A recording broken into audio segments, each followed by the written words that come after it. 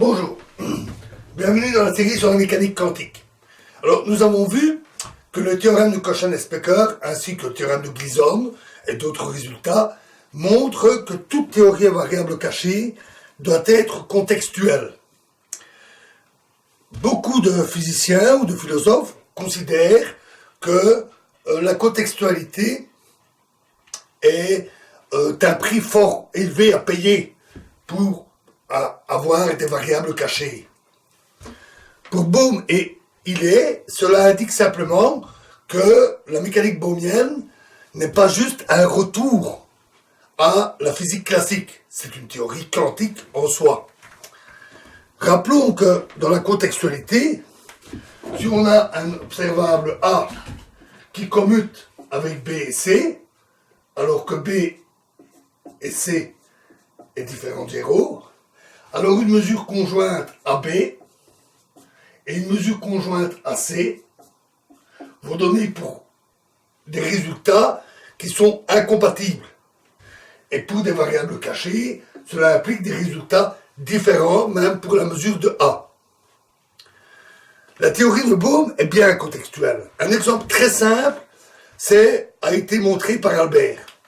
Si on a un appareil de Stern et Gerlach, donc rappelez-vous les deux aimants qui permettent de séparer le spin en deux paquets, un spin 1,5 par exemple.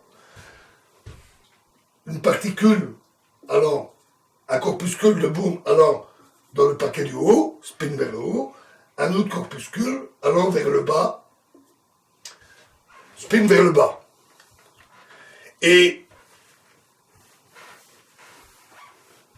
le paquet dans lequel va le corpuscule dépend finement de la position initiale du corpuscule. Il dit inversons maintenant les deux aimants. Auquel cas, on mesure le spin vers le bas en haut et le spin vers le haut en bas. La dépendance à la position reste identique. Et cette fois-ci, la particule 1 qui avait mesuré spin vers le haut est mesurée ici, spin vers le bas, et inversement pour l'autre corpuscule. Donc, dans les deux cas, on mesure la même grandeur, le spin, mais les corpuscules se retrouvant être classés dans spin bas ou spin haut ne sont pas les mêmes. Rappelons d'ailleurs que les corpuscules de Bohm, en soi, ne portent pas de spin. Pour Bell, ce rejet de la contextualité est lié au terme de mesure, qu'il trouve désuet, trompeur. Évidemment, il est hors de question de changer ce mot. Il est utilisé par tous les physiciens, il est dans tous les livres, tous les articles. C'est un mot extrêmement répandu, il est même dans le dictionnaire. Et donc c'est impossible à changer. Mais il trouve le terme trompeur parce qu'il a un côté classique.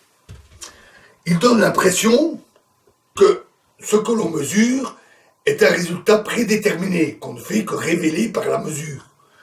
Et l'appareil, dans ce cas-là, joue un rôle passif. Il n'intervient pas activement dans la valeur du résultat.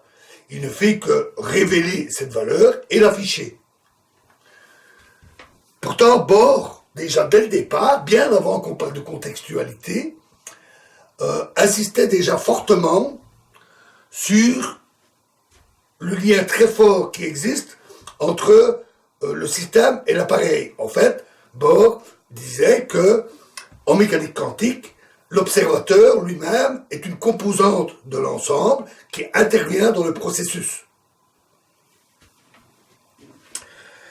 Bell préconise plutôt le mot expérience. Il a raison sur ce point. C'est beaucoup moins trompeur puisque deux expériences différentes conduisent à des résultats différents, ce qui est logique. Par exemple, on a deux expériences différentes ici puisqu'on a inversé les aimants, ou ici, en mesurant conjointement A ou B, A et B, ou bien A et C, on effectue deux expériences différentes. Expériences différentes, résultats différents.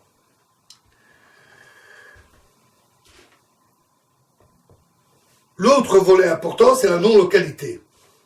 La théorie de Bohm est manifestement non locale. Cela se voit directement avec l'équation guide, ou le potentiel quantique, rappelez-vous. Dans l'équation guide, la vitesse d'un corpuscule est donnée par une fonction qui dépend de la fonction d'onde et de la position et vitesse de tous les autres corpuscules. Donc la vitesse d'un corpuscule donné dépend de tous les autres corpuscules. C'est donc manifestement non local. Il y a un lien instantané avec les autres corpuscules.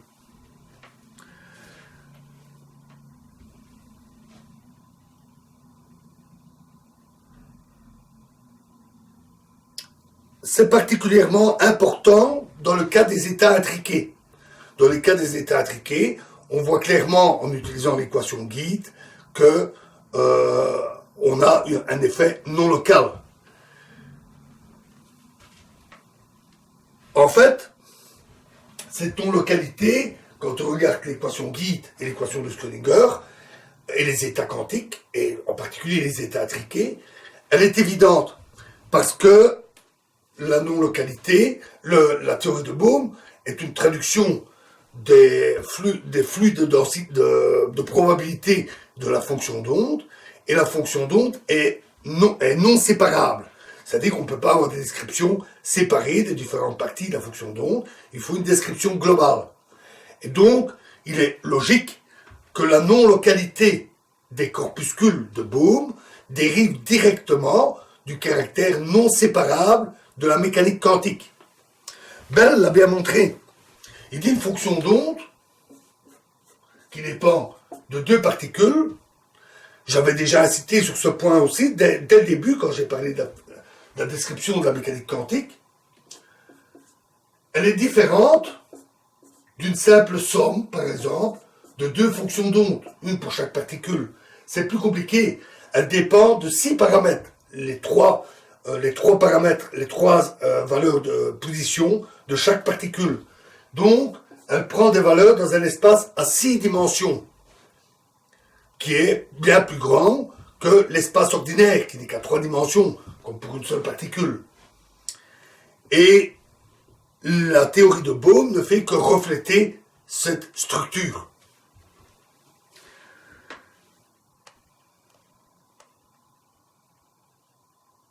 L'expérience des particules intriquées le montre clairement. Supposons qu'on a un appareil de Stern et Gerlach, ici, et ici. Et on les utilise pour mesurer le spin de deux corpuscules intriqués, 1 et 2. Supposons que 1 arrive le premier, et, de fait de sa position, se retrouve dans le paquet spin vers le haut. Alors, le corpuscule 2 va aussi se retrouver spin vers le haut. Jusque-là, rien d'étonnant. Les deux corpuscules partent du même endroit, même position, même résultat. On pourrait arguer que peut-être l'appareil est légèrement décalé, et donc que ça n'explique pas tout, mais il y a plus simple. Retournons les aimants. Dans ce cas-là, la particule 2 va aller vers le bas, pour indiquer spin vers le haut. Alors que normalement, si elle était seule, quand on retourne les aimants, ça ne devrait rien changer, elle devrait aller dans l'état spin vers le bas. Mais sa trajectoire est influencée par l'autre corpuscule de manière non locale, instantanée. Ce qui guide la particule vers le même résultat. On montre cela, d'un point de vue théorique avec l'équation guide, assez facilement en utilisant les fonctions d'onde conditionnelles dont nous avons parlé. Un point important, c'est que cette non-localité est difficile à mettre en évidence. En fait, elle est impossible à mettre en évidence. Ce qu'on peut mettre en évidence, c'est la non-séparabilité. Le fait qu'il y ait l'équilibre thermique, c'est-à-dire que la distribution statistique des corpuscules corresponde à la distribution de probabilité de la fonction d'onde, cet équilibre quantique cache cette non-localité. elle rend impossible d'utiliser cette non-localité pour transmettre une information, pour communiquer à une vitesse plus grande que la vitesse de la lumière. C'est logique, puisque la mécanique bohmienne donne des résultats identiques, expérimentalement, à la mécanique quantique.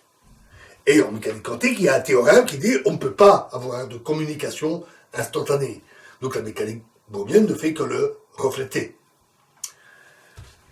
Ce masquage, grâce à l'équilibre quantique de la non-localité, a souvent été signalé par plusieurs auteurs, notamment Eberhard ou Valentini. Voilà, donc pour la contextualité et la non-localité de la mécanique bohmienne. Dans la prochaine vidéo, nous parlerons de l'invariance relativiste et nous traiterons des objections ou des limites de la mécanique bohmienne. Je vous remercie.